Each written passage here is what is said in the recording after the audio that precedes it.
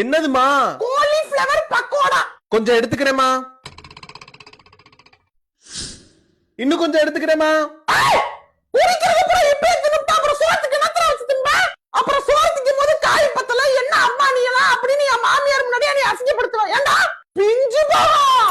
நானே நல்லா என்னைக்கு ஒரு நாள் தான் சமைக்கிறேன். அது எனக்கு கூட வைக்காம தின்னு போடுறாங்க இந்த வீட்டுல. காலிஃபிளவரா? எனக்கு 2 பீஸ் கொடுங்க. இந்த வந்துட்டாரு இந்த வீட்டோட பெரிய லங்கோட லபக்கு. வாங்க சார் வாங்க. என்ன காலிஃபிளவரா? இந்தாங்க 4 கிலோ வாங்கி கொடுத்துருக்கீங்களா உங்க சம்பள காசுல.